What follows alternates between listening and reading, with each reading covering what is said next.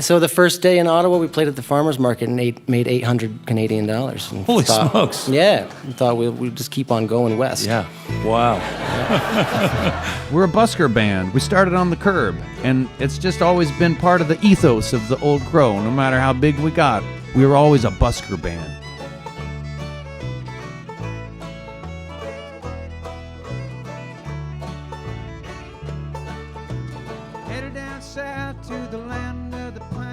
Even if you don't know the band, you know this song. Wagon Wheel, originally written and performed by the Old Crow Medicine Show, was an underground hit, played at bonfires and amateur nights across America. The song skyrocketed in popularity when Darius Rucker's cover became a #1 hit on country radio.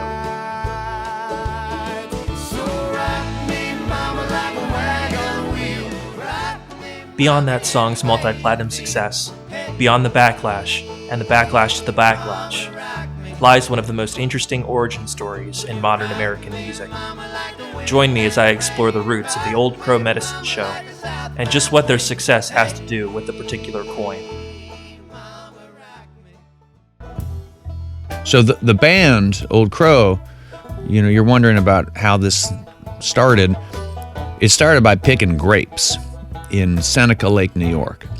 And we were all picking in the Pinots and the Muscat, all these different grapes that we were picking and making money. And, after we'd pick all morning, then we'd drink wine and eat pizza pie and play fiddle music. And we started this band more like a circus, more like a, hey, let's get out of town. Did somebody break up with you? Was your heart broken? We figured that we would just sort of assemble this bunch of fellas that had all sort of been through the same kind of turnstiles of life at that point and wanted to get out of town. The band initially developed out of a consortium of musicians and hangers-on. Ketch, fiddler and singer for the band, who had written Wagon Wheel as a 15-year-old, wanted a band name that reflected the old-time string band music that he was really fired up about as a teenager. As for the sound, they could easily be mistaken for a bunch of old men instead of a bunch of teenagers.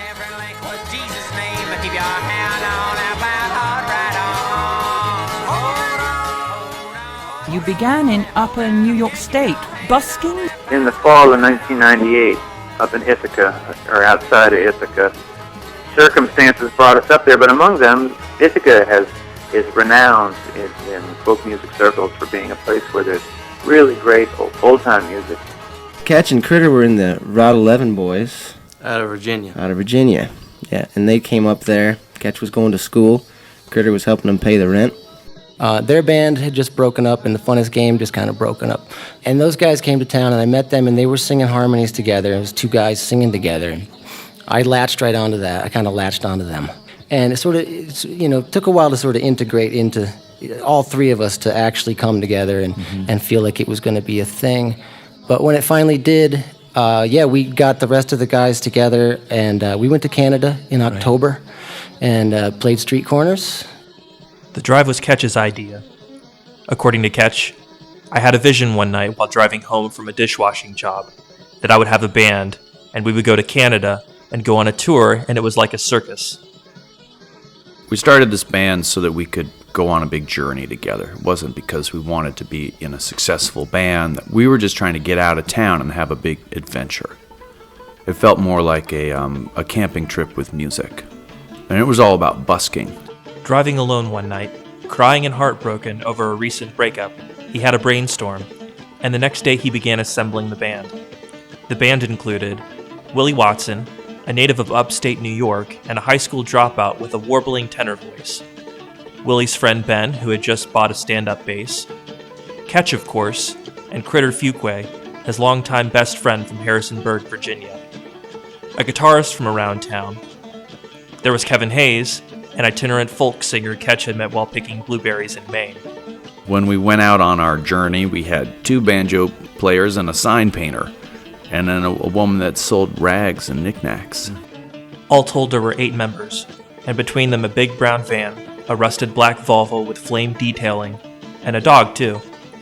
It was October 1998, at the end of grape season, and they had just been paid for their work, picking grapes, washing dishes, doing other odd and end jobs. And then we pooled all our money together in this band, Old Crow Medicine Show, set out from Ithaca in the fall of 1998. They had a few $100s between them, but it was enough. Enough that they felt they could get across the border in style. They headed north to find some adventure, before facing an early difficulty in the journey. They wouldn't let us into Canada. We kept trying. We had been turned away from 3 border crossings in the state of New York to get into Ontario. I mean, sometimes half of us would get across. At one point, we all got across, except for one guy whose arrest record came back up to haunt him. And we couldn't get across the border because they wouldn't let us. Because we got 3 cars and we're all a bunch of freaky hippie-looking cats. But we went to the Akwesasne Mohawk Reservation for our 3rd attempt at crossing the Canadian border that fall. Well, finally, we got to the Indian Reservation, and they just said, come right through. And we started busking across Canada. And we went to Cornwall, Ontario. We played on the streets, and we got a bar, and it just started from there. The first kind of Ottawa did us right. You know, we were rocking out there on the streets of the farmers market. Don't ride that horse. Don't ride that horse, honey. Don't ride that horse. Finally, we arrive at the central question. What does a coin have to do with any of this? When the Old Crow Medicine Show started, they were buskers. They played on the streets for tips, living out of their vehicles and cheap $10 a night hotels. They had no set gigs, nothing but their own musical skills and gumption to survive on. When you're busking and you're depending on those tips for your next meal, the amount of change being thrown into your case is the ultimate measure of success. We found that in Canada they have coin dollars and coin $2, loonies and toonies. The best thing about playing music in Canada is that they had a $2 coin. Because nobody wants to throw paper. There's no plink. There's no plunk. In Canada, you can not only plink your dollar, you can double your money. I mean, just think about those odds as a busker.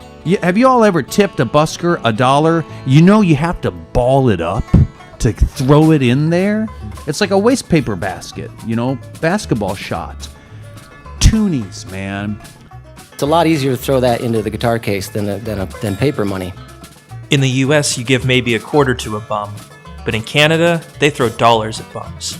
I don't think Americans would have been nearly as kind to us in that situation, when those first couple of months were so critical to our surviving. But in Canada, thank God, they made the toonie. It made it all possible. Man, this $2 coin thing, because our pockets would just be bulging. We would get to that Tim Hortons and we'll say, we'll take everything. And then we would just put the mountain of change right there by the register and start counting out. Getting rid of the smallest bits first. Throw out your coppers. We were throwing away our pennies in Canada. We were that rich on loonies and toonies. The loonie, the Canadian $1 coin, had been around since the 1980s. It was nicknamed after the loon featured on its reverse. The toonie, the Canadian $2 coin, was released in 1996, just a couple years before the band got their start busking the streets of Canada. It's safe to say that its arrival wasn't just a herald, but a critical factor in their success. In the early lean years of an itinerant musician, having the positive feedback of making hundreds of dollars from a few hours of street performing, while every loony and toonie dropped into that instrument case was a bulwark against the doubts that naturally creep in with any artistic endeavor. Pretty soon we started realizing that we were good at what we were doing and that there was something about it that made us want to keep doing it. After a successful stay in Ottawa, the band continued their travels, heading further up and further in search of adventure and what to them was an untouched north. $2 coins was the reason to cross that border. That and also the feeling that it must be wilder up here, and it was. We really wanted the outer reaches. We wanted that wild land. And also, we didn't want any competition. We had gotten up above Lake Superior, so we were way up there. And playing in these little mill towns that you could smell for miles before you got to them. It's that sauerkraut smell of pulp. Their experiences in Wawa, Ontario, inspired them so much that they named their first record, Greetings from Wawa. That fall, they traveled the whole way across to the Pacific, playing hundreds of curbside shows in small towns all along the way. They knew they had something special and wanted to continue with it. So after this first tour ended in the fall of 1998, we settled our bets by moving to North Carolina, where we happened to settle into a community very, very close and adjacent to where Doc Watson lived, though we didn't know that. And we set out to do this sort of agricultural music thing. I think of it as sort of like hillbilly boot camp. You know, we all signed up to live a hillbilly life for a minute there and read the Foxfire books and made whiskey and planted by the lunar signs and raised sheep and pigs. While living a simple, modest life in the South, they continued to hone their musical skills by busking. They were eventually discovered on the street corner, first by Doc Watson and then by Marty Stewart, both country music legends. It was one of those right place, right time things. That was the story of that band. Everything, anything that, you know, any good things that happened sort of came from just being in the right place at the right time. The band continues to credit the success they've had performing at ever larger venues with the discipline and skill they developed while playing on the street for tips. It really helped us become better performers, getting people's attention and finding out what worked and what songs people liked. That's the thing. People are walking by and you have 2 seconds to get their attention. So our busking days set us up for what came up later and taught us how to put on a really successful live show. It really translates really well, the curb to the stage, because, you know, you learn when you're on the curb, the challenge is to get people to stop in their tracks. That's the first skill of the busker, is to get to arrest somebody. We were always a busker band. I was always thinking about the curb. I always felt like I was on the curb. I feel like I'm on the curb right now. Anyone have any loonies and toonies we could toss up? You know what I'm saying? Yeah. $2 coins, y'all. Plink.